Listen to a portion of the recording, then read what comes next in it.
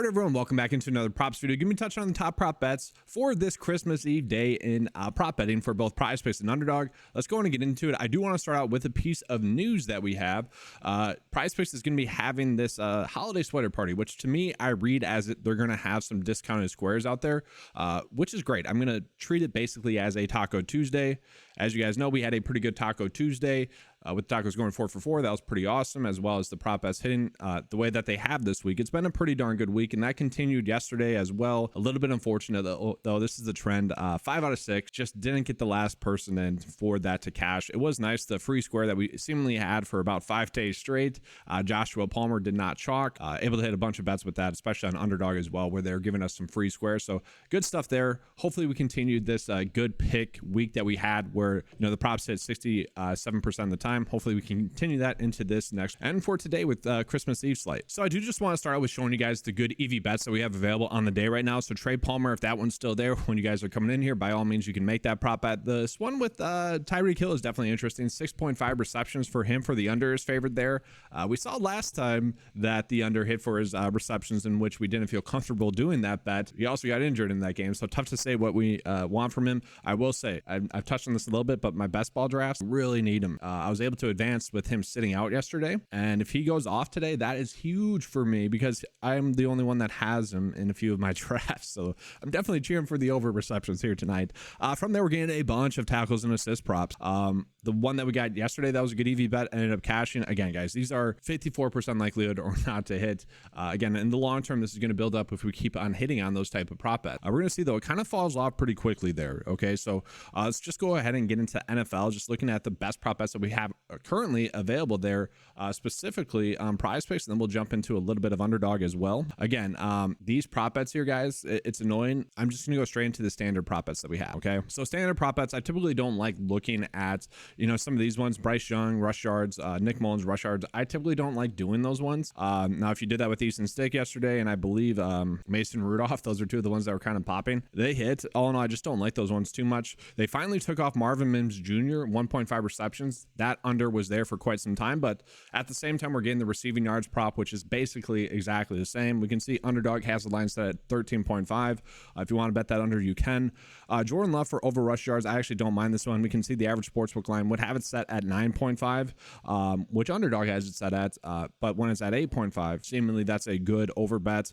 Carolina, we know, is a good defense, but you can rush the football against them. Now that's more with the running back, but at the same time there could be an edge there with Jordan Love potentially looking to rush the football a little bit more. We're going to see Kenneth Walker receiving yards. I don't know if I exactly love that one. Trey McBride receptions is certainly interesting. So I'm seeing this as this prop bet is being valued as a push right now at 6, which when we factor in the matchup that we're getting, it's a pretty great matchup. I'm looking at this Bears matchup with for that he has against the Bears, 28th best matchup that you could have. I phrased that wrong. They're one of the worst defenses against opposing tight ends. Let's just put it that way. And we know that the targets have been extremely heavy, especially once Kyler Murray was the quarterback, and especially since Zach Ertz has been gone. I don't know. This kind of feels like a no-brainer in this matchup. Like, sure, it probably will chalk all in all, but I think it's the correct move if it doesn't chalk.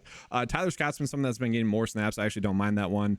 We're seeing the Trey Palmer one pop up, and guys, that's kind of the difference when we're looking at EV only versus kind of these edges. The edges are just taken in the discounts that we typically have in the yards props, and that's where it's a little bit different. When we're looking at EV only, we're going to start to see more receptions. I want to call it this one for Chuba Hubbard. Definitely an interesting one. The average sportsbook line is putting it at 17.2 basically, and they're favoring the over there. Chuba Hubbard has been someone that has been getting kind of a workhorse workload.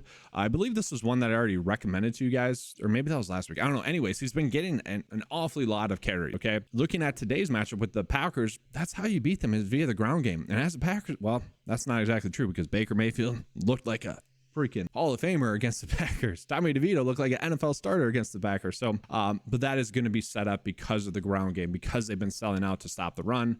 All in all, I kind of expect Carolina to really continue to try to rush the football with Chuba Hubbard. I do want to point out the Packers are getting Quay Walker back. That might not seem like a big thing, but all in all, he is a good run stuffer. And so I still expect Chuba to get 20 carries in this one. I still expect that to be a pretty solid prop bet for us. But at the same time, I guess I wouldn't be too shocked to see if it missed. Again, we're getting all those good EV bets that we saw tackles and assists wise. Rashad White under receptions is certainly interesting lately. Jordan Love under 1.5 passing touchdowns. I can actually sort of get behind that. All in all, though, we saw that game last week. He should have had 2 touchdowns. Jaden Reed just with terrible awareness, and that's typically been the summary of the Packers, but still did end up with 2 touchdowns in that game. Could have had another one. You look at that game against the Giants, a terrible game. We know that as well, but he's really been crushing in terms of total touchdowns. But again, this matchup with the Panthers is not the best, so I could get behind him, only having 1 passing touchdown, and maybe AJ Dillon gets a rushing touchdown tonight. I think that's kind of the approach I'd rather go with. Then I just wanted to sort by fantasy score in general. It's a little bit different, guys. You can't put on the standard Goblin or Demon right now for that. It's a different kind of beast. So with no filter on it, we're seeing we are getting some decent prop bets here as well. Rondale Moore for under 6.5 fantasy score. I'm kind of okay with that. Parker under fantasy score with Demario Douglas back. I kind of expect him to be the receiver number 1 in that offense, so you could bet that under there. Zeke 17 for a fantasy score is crazy, and I will touch on this game in more of a separate video. It's always annoying because it seems like the Sunday or Monday night games are always the ones that are popping up the most, and we know that Zeke gets a good matchup. We know that also Stevenson is going to be out. We also know that they bumped his receiving yards up finally to 30. That is no longer a free square like it has been the past 2 weeks. All in all, it wouldn't be surprising to see him have a good game, but this is very much touchdown dependent. How are we expecting the Patriots to score a touchdown? I say, right, that offense has been terrible. All in all, that's really a bet on him not scoring a touchdown and him not getting probably 7 receptions. I'm probably staying away from that one. The ones that I start to like the most is kind of Cole Kmet, who has been a good fantasy producer. I really like this one for James Conner as well. I do want to take a peek at those 2 guys. So Cole Kmet, I do really like the way he's been using this offense. 10 straight points in 3 straight games. The targets have been there for him as well. 9 is not that much. That's 5 receptions, which he has done for 40.1 receiving yards or so. It's not that much. So I really don't mind that one. I think that's a solid one. Josh Reynolds is okay. Obviously, that game against Minnesota should be more of a pass-heavy script for both teams. So I don't hate that. Don't love that. Jahan Dotson for over 6. I actually don't mind. With Antonio Gibson there, I feel like we're going to see more short yards passes going his way. Now, the matchup with the Jets is not something that we love, but all in all, he's the type of player that has been able to do well in a matchup against the Jets. Yeah, this James Conner one and even Breece Hall one, those are kind of sticking out. Tyler Algier, somewhat interesting if he still gets to work, but yeah, let's take a peek at James Conner and Breece Hall. So James Conner is playing a lot of snaps. We already know that. Not getting exactly and using the passing game the way that we would love him to, but he is getting enough work. 3 targets, only 3 rushing yards. Don't love that, but we can see since he's come back, he has been involved in the passing game. If we can get 2 or 3 points in the passing game, that's huge at the line being at 9, and then tack on probably 80 or so total yards, we're going to get that over. Maybe adds in a touchdown. Again, that wouldn't be surprising. The Bears defense has been better, but all in all, this Cardinals offense is kind of fun as well. It's weird. I almost like James Conner as a stack with Trey McBride because we're just betting on that offense doing well. And in a weird way, guys, you could do Brisker, the tackles one for the Bears as well. I think there's some correlation there where if James Conner is kind of feasting, Brisker is going to get the tackles. That's actually a sneaky good stack there. Looking at Breece Hall gets a phenomenal matchup after coming in off of a terrible matchup in the last game. Washington should be a game that the Jets take advantage of. They should be able to win this game. Yeah, against Miami, that game was just a blowout right away. Okay, this game we're not expecting a blowout. Thus, I think Breece Hall is going to be involved in the offense. Thus, I do think he has a chance for a really good game. And so at 13.5, I do think that's decent. And then, yeah, we have a lot of decent ones here for fantasy score props, which is kind of surprising. The plethora of good fantasy score props that we have. I do want to take a peek at Underdog as well, just to see kind of if we have any good ones there as well. So looking at it, we're going to see more of the fantasy score prop under bets. I don't know if I exactly love these. Devin Singletary probably not going to have as good of a game today. I could get behind that. Gus Edwards, we're pretty much betting on him not scoring a touchdown. That's what that is telling us. Or I guess this data actually likes him to score a touchdown. That's what that bet would be saying. God, I just don't love the fantasy score prop bets as much today. Mostly because I was doing like the NFL DFS video, guys, and I'm like, we don't have any great prop bets today. Like, this is terrible. We take a peek at some of the other ones that we're getting. And let's actually just go to this.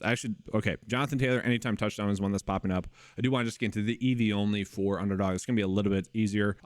Chris Middleton over rebounds and assists, 8.5 is a good one.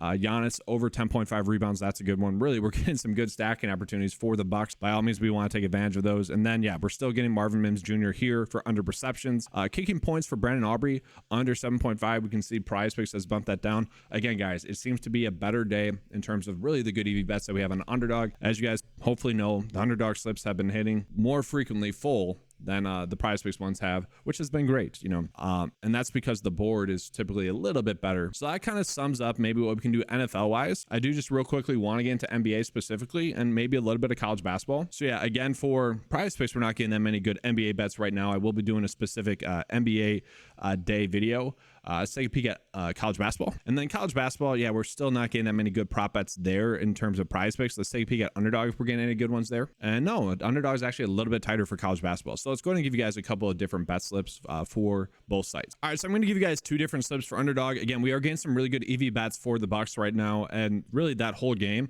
We got Julius Randle for over rebounds that's popping up. You could also do Jalen Brunson. I'll show you guys that in a second. Again, like these are going to be probably bumped up. Hopefully they're not.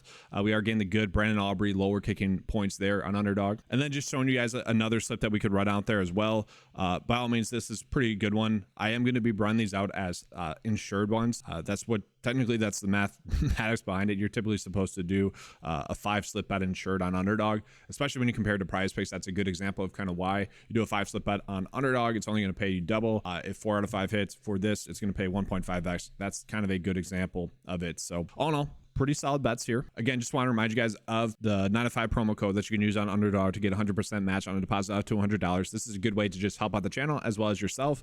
You know, I do appreciate that. Again, people have been using this and it really does not go unnoticed. I appreciate that, guys. But yeah, let's go ahead and show you guys the PrizePicks slip now. So just showing you guys the best ones that we have available on Underdog, in my opinion. Again, we can kind of mix and match. I went through the process. We're getting a lot of good bets, especially fantasy score wise.